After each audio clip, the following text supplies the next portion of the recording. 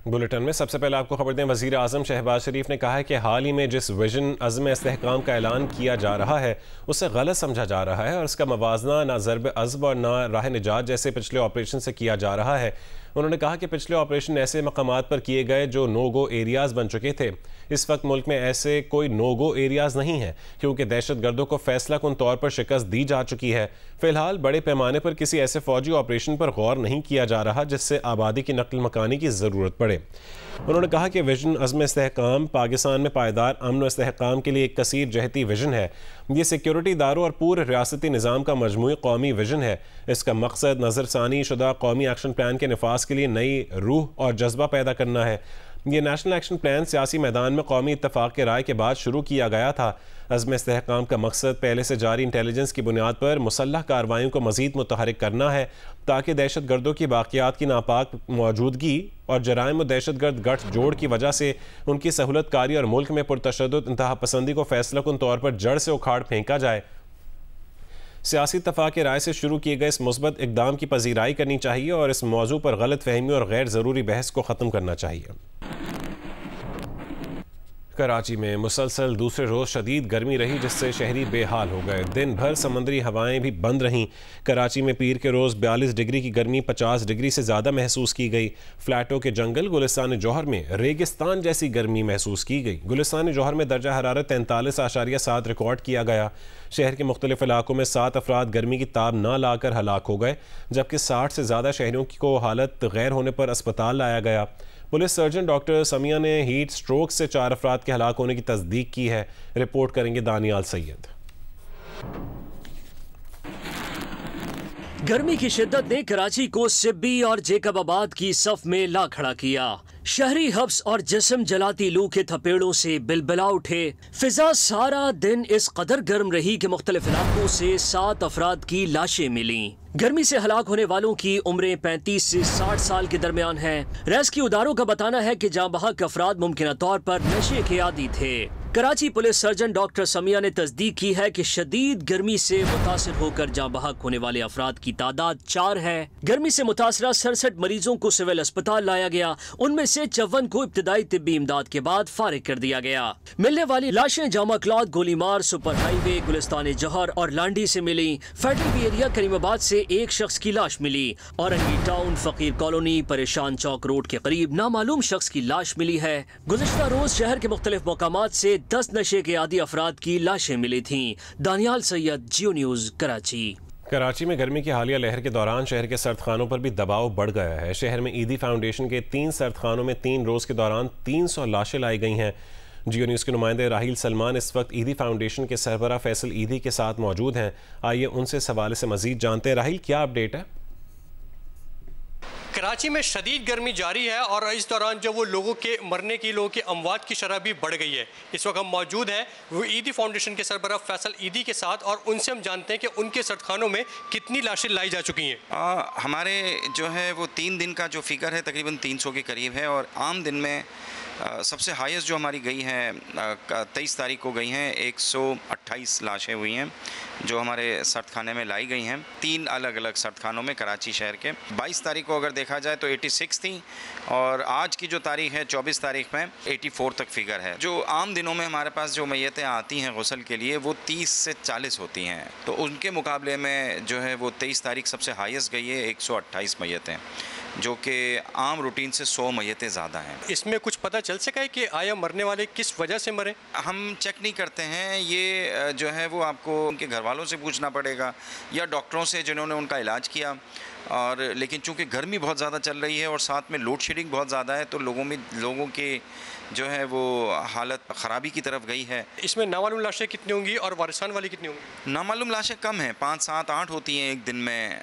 मेरे ख्याल से इसमें से कोई एक दिन 14 हुई थी, बाकी जो है वो ज़्यादातर वुरसा वाले हैं। जब से गर्मी की लहर आई है, हालिया लहर के दौरान उनके सड़खानों पर बहुत ज़्यादा बर्डन बढ़ गया है। उनकी जानिब से ये भी बताया गया कि ज़रूरी नहीं है कि सारी की सारी अमवात सिर्फ और सिर्फ गर्मी की ही वजह से हुई हो, लेकिन 3 दिन में 300 अफराद की लाशें लाई गई हैं जिनमें वर्सा वाली भी शामिल है और उसमें नामालूम अफराद की लाशें भी जो है वो भी शामिल है, जिनकी अभी तक शनाख्त नहीं हो सकी है। जी, मुल्क के बेशतर शहरों में गर्मी की शिद्दत बढ़ती जा रही है। मैदानी इलाकों में लू चलने से मामूलात ज़िंदगी मुतासर है, जबकि मुख्तलिफ शहरों में बिजली बंद होने से अवाम का गर्मी में बुरा हाल है। महकमे मौसमियात का कहना है कि आज भी मुल्क के कई इलाकों में मौसम गर्म और खुश्क रहने का इम्कान है। ताहम गिलगित बल्तिस्तान, कश्मीर और शिमाल मशरक़ी बलोचिस्तान में चंद मकामात पर बारिश हो सकती है। मुस्लिम लीग नून के सदर मियां नवाज शरीफ की पार्टी रहनुमाओं से मुलाकात की अंदरूनी कहानी के तहत नवाज शरीफ ने सियासी तौर पर मुतहरिक होने का फैसला कर लिया है। मुस्लिम लीग नून के सदर मियां नवाज शरीफ ने पार्टी रहनुमा राना सनाउल्लाह और ख्वाजा साद रफ़ीक से मुलाकात की। ये मुलाकात 2 घंटे तक जारी रही। पार्टी रहनुमाओं से मुलाकात की अंदरूनी कहानी सामने आ गई। ज़राए के मुताबिक नवाज शरीफ ने सियासी तौर पर मुतहरिक होने का फैसला कर लिया है और वो जल्द पार्टी कारकुनों और रहनुमाओं से मुलाकातें भी करेंगे। ज़राए का कहना है कि नवाज शरीफ सियासी निज़ाम को मजबूत करने के लिए भी फ़ाल किरदार अदा करेंगे। सुप्रीम कोर्ट में सुन्नी इत्तेहाद काउंसिल की मखसूस नशिस्तों से मुतालिक केस की समाअत के दौरान चीफ जस्टिस काजी फ़ाइज़ ईसा ने रिमार्क्स दिए कि छोड़ दें इलेक्शन कमीशन या सुन्नी इत्तेहाद क्या सोच रहा है। इलेक्शन कमीशन भी आइन पर ही इन्हिसार करेगा। बताया जाए कि सुन्नी इत्तेहाद को आइन के मुताबिक कैसे मखसूस नशिस्तें मिल सकती हैं। जस्टिस जमाल खान मंदोखेल ने सवाल किया कि जिन्होंने इंतखाबात लड़ने की जहमत ही नहीं की उन्हें क्यों मखसूस नशिस्तें दी जाएँ। JUIFA के अमीर मौलाना फजलुर रहमान ने ऑपरेशन अज़्म इस्तेहकाम को ऑपरेशन अदम इस्तेहकाम करार दे दिया है। कोयटा में गुफ्तगू करते हुए मौलाना फजलुर रहमान ने कहा कि ऑपरेशन से मुल्क मज़ीद कमज़ोर होगा। एस्टेब्लिशमेंट को बालादस्ती की ख्वाहिश की, फिर उसे हर शोबे में अपनी बालादस्ती कायम करने, इस पर ज़िद को, ये कौन सी लत है जो उनको पड़ गई है। इस वक्त मुल्क में रियासत के रिट न होने के बराबर। और इन्होंने अब ऐलान किया है कि हम अज़्म इस्तेहकाम ऑपरेशन शुरू करेंगे। ये अदम इस्तेहकाम ऑपरेशन है जो पाकिस्तान को और कमज़ोर करेगा। आप बताएं कि जहां किसी इजलास में वर्दी वाला मौजूद होगा वहां फैसले वर्दी करेगा या बाकी लोग करेंगे। आइन एक मिसाक़ मिल्ली है, जब मिसाक़ मिल्ली बीच में नहीं रहेगा तो फिर अवाम का इस रियासत के साथ जो कमिटमेंट है उसका कोई ज़मानत नहीं है। मुस्लिम लीग नून के रहनुमा सेनेटर तलाल चौधरी ने कहा है कि ऑपरेशन अज़्म इस्तेहकाम का फैसला चारों वज़राए आला और तमाम इदारों के सरबराहों की मुशावरत से किया गया। उसके बाद पहले ये मामला काबीना और फिर पार्लियामेंट में आएगा। पार्लियामेंट के अंदर और बाहर तमाम सियासी जमातों को एतमाद में लिया जाएगा। वो जियो न्यूज़ के प्रोग्राम आज शाहजेब खानज़ादा के साथ में गुफ्तगू कर रहे थे। ऑपरेशन का इतना बड़ा फैसला पार्लियामेंट में नहीं आया, काबीना में नहीं आया, बड़ी सियासी जमातें उसकी मुखालिफत कर रही हैं। किस तरह से मुस्लिम लीग नून इस नतीजे पर पहुंची कि ये फैसला किया जाए ऑपरेशन? सबसे पहले फैसला जो है वो 4 वजीर आला, जो कि सारे वजीर आला सारे अदारों के जो सरबराह थे हुकूमत ने उनसे मिलकर किया। उसके बाद ये कैबिनेट में आएगा, उसके बाद ये पार्लियामेंट में आएगा। पार्लियामेंट से बाहर भी जमातें जो हैं उनको भी ऑन बोर्ड लिया जाएगा, आम लोगों को ऑन बोर्ड लेंगे। लेकिन अगर किसी का ये ज़हन में है कि वो ब्लैकमेल कर सकता है या किसी सूबे के वजीर आला या हुकूमत होने के नाते वो अपनी सियासी ब्लैकमेलिंग करके अपने सियासी मुकदमात या सियासी टारगेट अचीव करना चाहता है तो वो गलतफहमी में है। जब PTI की हुकूमत न सिर्फ पाकिस्तान में थी बल्कि KPK में पिछले 12 साल से सबसे ज्यादा टेररिज्म यहां से निकलता है। पाकिस्तान की हर सियासी जमात को पाकिस्तान के मुफाद के मुताबिक एडजस्ट करना पड़ेगा और पाकिस्तान का मुफाद अमन में है, दहशतगर्दी के खात्मे में है और वो ऑपरेशन से ही हासिल किया जा सकता है। PTI दौर में नून लीग के खिलाफ चलाए जाने वाले केसेस के रूह रवां साबिक मुशीर एहतसाब मिर्जा शहजाद अकबर ने खुद ही सीनियर लीगी क़यादत पर दर्ज नैब केसेस को फजूल करार दे दिया। कहा कि शाहिद खाकान अब्बासी, मिफ्ता इस्माइल और SN इकबाल पर बनाए गए नैब केसेस फजूल थे। उनके दौर में नैब की मीटिंग्स में केसेस डिस्कस होते थे, केसेस के मेरिट देखे जाते थे। वहाँ DG ISI समेत दीगर एजेंसीज की आला क़यादत होती थी। वहाँ उन्होंने हमेशा कहा कि इन केसेस में कुछ नहीं है, ये केसेस फजूल हैं। सदर मुमलिकत आसिफ अली ज़रदारी की ज़ेर सदारत सिंध में अमन व अमान के हवाले से आला सतह इजलास हुआ। इजलास में वफाकी वज़ीर दाखिला मोहसिन नकवी, वज़ीर आला Sindh Murad Ali Shah, speaker Sindh assembly, rangers और मिलिट्री हुक्काम शरीक हुए। सदर आसिफ अली जरदारी का कहना था कि रियासत के सामने हथियार डालने पर आमादा कच्चे के जराइम पेश अफराद को कौमी धारे में लाया जाए और कच्चे के कबायली सरदारों पर मुश्तमिल एक कौमी जिरगा बुलाया जाए। जिरगा जराइम की रोकथाम, इलाके को हथियारों से पाक करने के लिए किरदार अदा करेगा। कमिश्नर सक्खर डिवीज़न के ऑफिस में मुनक़िदा आला सतह के इजलास से खिताब में सदर आसिफ अली जरदारी का कहना था कि कच्चे के इलाकों में सड़कें, सेहत और तालीम के बुनियादी ढांचे को तरजीही बुनियादों पर बेहतर बनाया जाए। सिंध पुलिस को जदीद आलात, हथियार, मुनासिब इंसानी वसाइल और लॉजिस्टिक्स फराहम करके सदाद कार बढ़ाई जाए।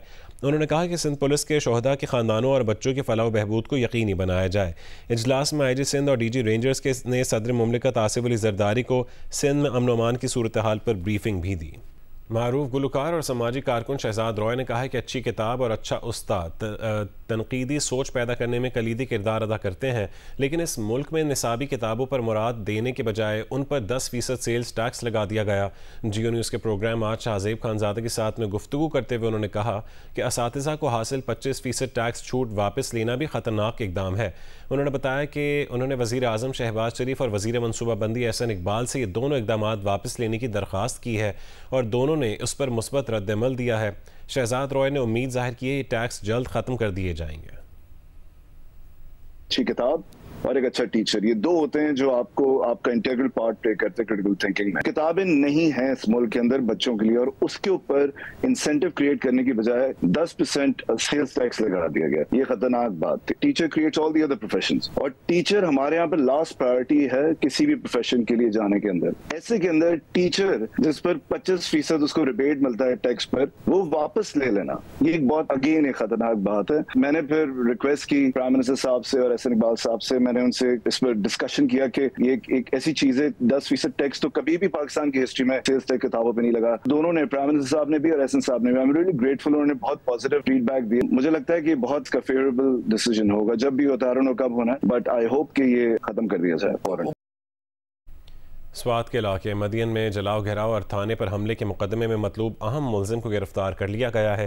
केस में गिरफ्तार 23 में से 21 मुलजिमान को इस्तदाद दहशतगर्दी की अदालत ने 10 रोज़ के रिमांड पर पुलिस के हवाले कर दिया। SP इन्वेस्टिगेशन बादशाह हजरत के मुताबिक वाक़े से मुतालिक 2 मुकदमात पुलिस की मुद्दत में दर्ज हैं, जिनमें से एक मुबैना तौहीन के मुर्तकिब शख्स के खिलाफ है, जबकि दूसरा मुकदमा हमलावरों के खिलाफ दर्ज किया गया है। मदीन वाक़े में थाने को नुकसान पहुँचाना और कई गाड़ियों को भी नजर आतिश किया गया।